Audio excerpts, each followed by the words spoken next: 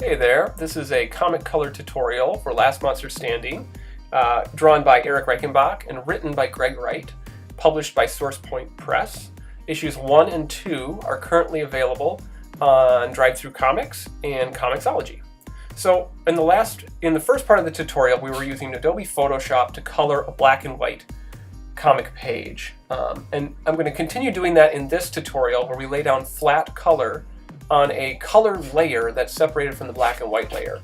So as you can see here, I'm using the Lasso Tool to kind of section off areas, and then I'm using the Fill Tool, or the Gradient Fill Tool, to fill in different areas.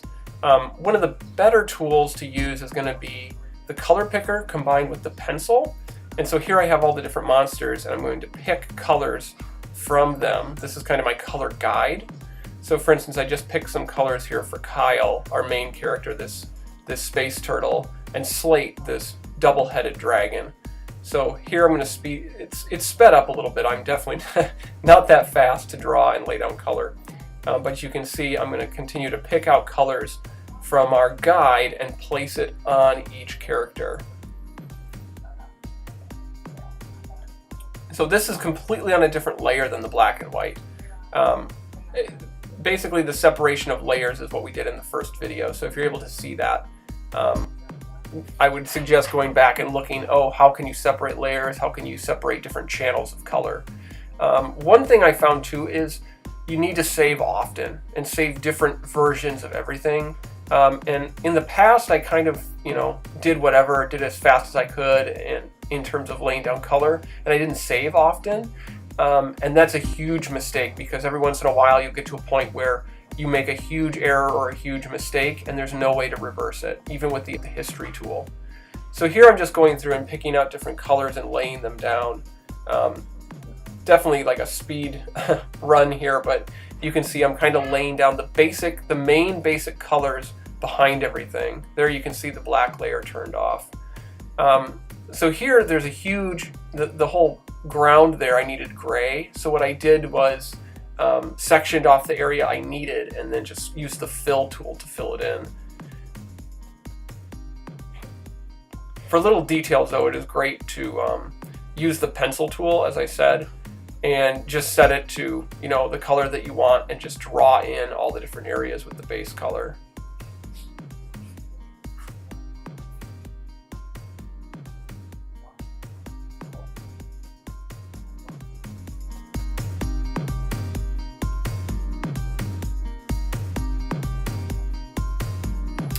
The other thing too, with atmospheric perspective, you want to maintain your colors in terms of keeping the colors the same throughout and making them fade as they go farther into the background or turn into a specific color in the background.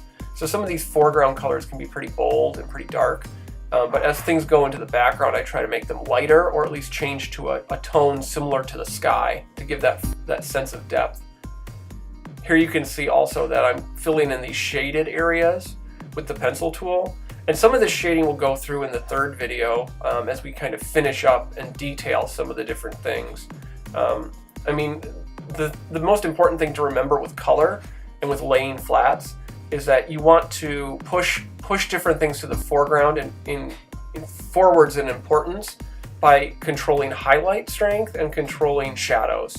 And each one of these colors, if you put on a black and white filter, you would be able to see that certain saturations push things back and pull things forward.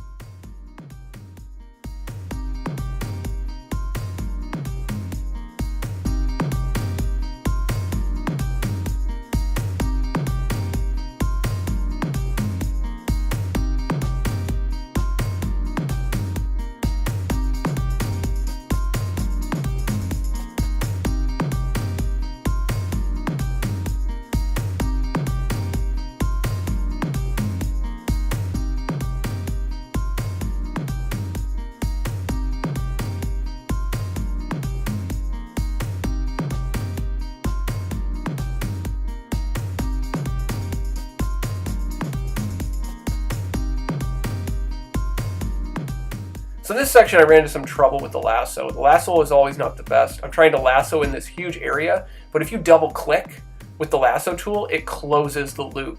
So here it closed the loop mid mid-skyline, and so I have to start over. So in this case, I said, Lasso Tool was not the correct thing to use. I'm going to use the pencil instead and just pencil off this huge area. And then later I can just use the fill tool to fill in that area with the color or the gradient that I want.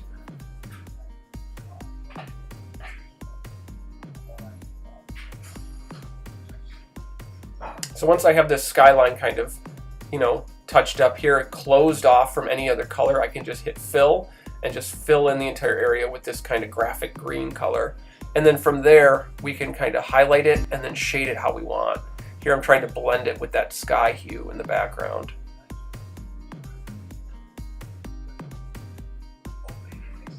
So with regards to laying down flats, usually you only do one color. For instance, the rubble you would do in one brown, and then later when we go through and do detailing or do highlights and shading, you would go through and add these kind of details. Because of this, the style that I'm using with this comic, I actually kind of do a little out of order in terms of laying flats and putting down highlights.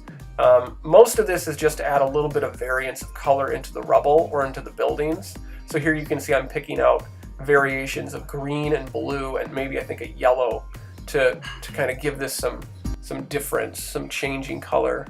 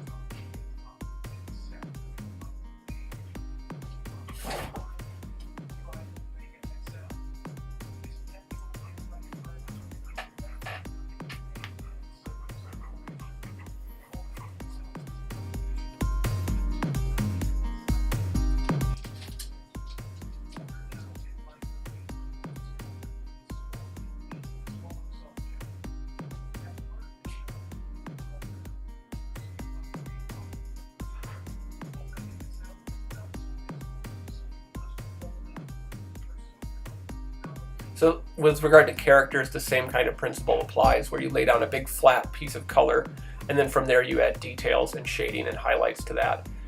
When we get to the second video, or the third video, sorry, we'll look more into the highlights, the detailing of how you push things forward, how do you bring things back.